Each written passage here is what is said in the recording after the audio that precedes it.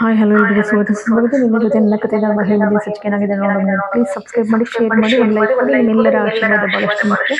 Please share ಮಾಡಿ, subscribe ಮಾಡಿ.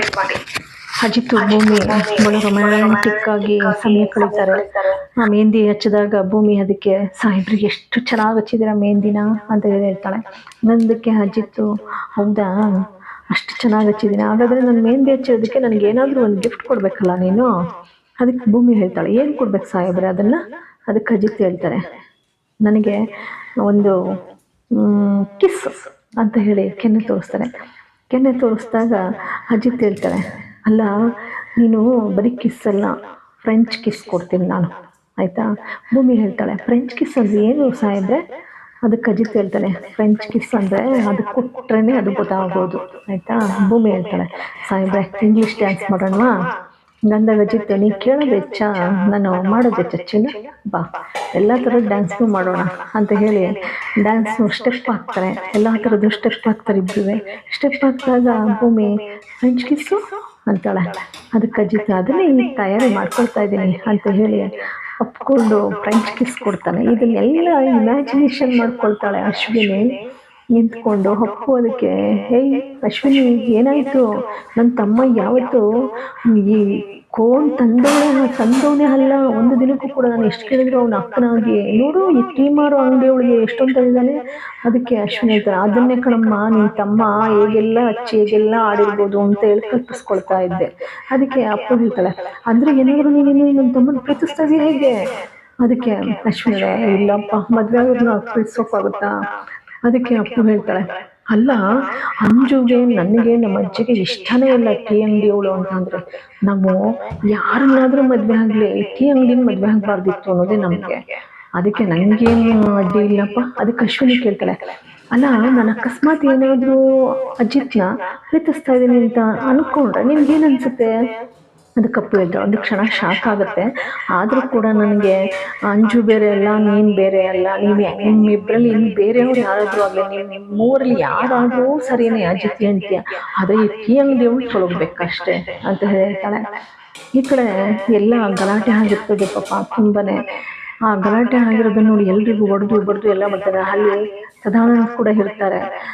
ತಕ್ಷಣ ಅಜಿತ್ ಬಹಳ ಬೇಸರ ಪಟ್ಕೊಳ್ತಾನೆ. ಲಕ್ಷ್ಮೀ ಅಕ್ಕ ಹೇಳ್ತಾರೆ ಇಲ್ಲ ಸಾಹೇಬ್ರೆ ಅವ್ನು ಯಾರೋ ಒಬ್ಬ ಫೋನ್ ಮಾಡಿ ಹೇಳ್ತಾ ಇದ್ದ ಕೆಲಸ ಎಲ್ಲ ಆಗಿದೆ ಅಂತ, ನಮ್ಮ ಕರೆಂಟು ನೀರು ಎಲ್ಲ ಬಂದ್ ಮಾಡಿ ಬಡ್ದು ಸಾಮಾನೆಲ್ಲ ಹಾಕ್ದಾಗ ಅದಕ್ಕೆ ಭೂಮಿ ಹೇಳ್ತಾಳೆ ಅಲ್ಲ ಲಕ್ಷ್ಮೀ ಅಕ್ಕ ನಾನಿದ್ದೆ ಸಾಹೇಬ್ರು ಒಂದು ಫೋನ್ ಮಾಡಬಾರ್ದ ಗಂದಾಗ ಸದಾನಂದಿದ್ದವರು ಸತ್ಯಣ್ಣವರು ಯಾವುದೇ ಕಾರಣಕ್ಕೂ ಫೋನ್ ಮಾಡಬೇಡಿ ಇವತ್ತು ಒಂದಿನ ಇಬ್ಬರಿಗೂ ಅಂತ ಹೇಳಿದ್ರು.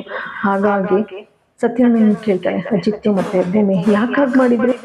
ಅದಕ್ಕೆ ಸತ್ಯಣ್ಣ ಹೇಳ್ತಾರೆ ಏನಿಲ್ಲ ನೀವಿಬ್ರು ಏಕಾಂತವಾಗಿ ಕಳೀಲಿ ಅಂತ ಹೇಳಿ ಅಂದಾಗ ಅಜಿತ್ ಇಮಿಡಿಯೇಟಾಗಿ ಆಚೆ ಬರ್ತಾರೆ. ಬನ್ನಿಲ್ಲ ಸತ್ಯಣ್ಣ ಅಂತೇಳಿ ಇಬ್ಬರು ಈಚೆಗೆ ಬರ್ತಿದ್ದಾಗೆ ಸತ್ಯಣ್ಣ ಅದೇ ಅಜಿತ್ ಹೇಳ್ತಾರೆ ಅಲ್ಲ ಸತ್ಯಣ್ಣ ನೀವು ಫಸ್ಟ್ ಆಫ್ ಆಲ್ ನೀವಿಬ್ರು ಗಂಡ ಹೆಂಡತಿ ಅಂತ ತಿಳ್ಕೊಂಡಿದ್ದೀರಾ, ಯಾಕೆ ನೀವೀಗೆಲ್ಲ ಅನ್ಕೊಳ್ತೀರಾ. ನೀವು ನೋಡಿ ಈಗ ನೀವು ಮಾಡಿದ್ರಿಂದ ಎಂತ ಅನಾಹುತ ಆಯ್ತು. ಈಗ ನಮಗೆ ಫೋನ್ ಸಿಕ್ಕಿದ್ರೆ ಇಷ್ಟೆಲ್ಲ ಆಗ್ತಿತ್ತಾ. ಭೂಮಿ ಹೇಳ್ತಾಳೆ ತಂಗಿ ಅಂತ ಅಂತಿರಲ್ಲ ಅನ್ಸುತ್ತೇಣ, ನೀವು ಮಾಡಿದ್ದು ಒಂಚೂರು ಸರಿ ಇಲ್ಲ. ನನಗೆ ಇಮ್ಮಿಡಿಯೇಟ್ ಆಗಿ ಫೋನ್ ಬಂದಿದ್ರೆ ಏನಾದರೂ ಒಂದು ಸಹಾಯ ಆಗ್ತಿತ್ತಾ, ಇಂಥ ಅನಾಹುತ ಆಗ್ತಿತ್ತಾ ಹೇಳಿ. ನೀವು ಮಾಡಿದ್ದು ಒಂಚೂರು ಹಿಡಿಸ್ಲಿಲ್ಲ ನಮಗೆ ಅಂತೇಳಿ ಇಬ್ರು ಕೂಡ ಬೇಸರ ಪಟ್ಕೊಳ್ತಾರೆ. ಪಾಪ ಸತ್ಯಣ್ಣ ಮುಖ ಕೆಳಕಾಕ್ತಾರೆ.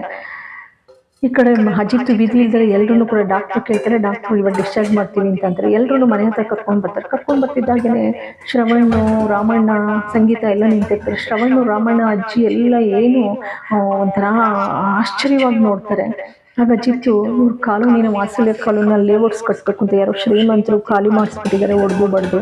ಅದಕ್ಕೆ ಪಾಪ ಇವ್ರಿಗೆ ನೆಲೆ ಇಲ್ಲ. ಹಾಗಾಗಿ ಇವತ್ತು ಒಂದಿನ ಇಲ್ಲಿ ಇರಲಿ ಅಂತ ಕರ್ಕೊಂಡು ಬಂದಿದ್ದೀನಿ ಅಜ್ಜಿ, ಪ್ಲೀಸ್ ಅಜ್ಜಿ ನಮಗೆ ಇವ್ರಿಗೆ ಪಾಪ ಆಶ್ರಯ ಕೊಡಿ ಅಂತ ಅಂದಾಗ ಅಜ್ಜಿ ತಿರುಗಿ ನೋಡ್ದಂಗೆ ಮುಖ ತಿರುಗಿಸ್ಕೊಂಡು ಒಳಗೆ ಹೋಗ್ಬಿಡ್ತಾರೆ.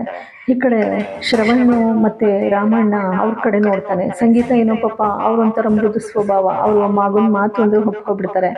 ಆದ್ರೆ ಇಲ್ಲಿ ಅವ್ರ ಮಾತಕ್ಕಿಂತನೂ ಕೂಡ ಮನೆ ಯಜಮಾನ್ರು ಮುಖ್ಯ ಅಲ್ಲ. ರಾಮಣ್ಣ ಮತ್ತೆ ಶ್ರವಣ್ ಇದ್ದವರು ನಡಿ ಸಂಗೀತ ಒಳಕ್ಕೆ ಅಂತ ಹೇಳಿ ದುರ್ದಾನ ತಗೊಂಡ್ಕೊಂಡೋನಾಗೆ ಒಳಗೆ ಕರ್ಕೊಂಡು ಹೋಗ್ಬಿಡ್ತಾರೆ.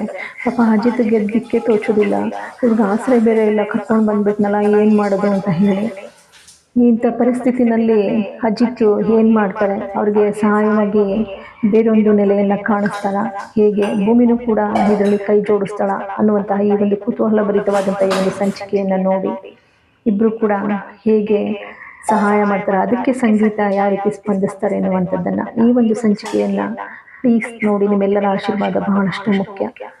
ಸಬ್ಸ್ಕ್ರೈಬ್ ಮಾಡಿ, ಶೇರ್ ಮಾಡಿ, ಒಂದು ಲೈಕ್ ಕೊಡಿ, bell icon button all button ಅನ್ನು ಪ್ರೆಸ್ ಮಾಡಿ ಪ್ಲೀಸ್. ಎಲ್ಲರಿಗೂ ಕೂಡ ಅನಂತ ಧನ್ಯವಾದಗಳು.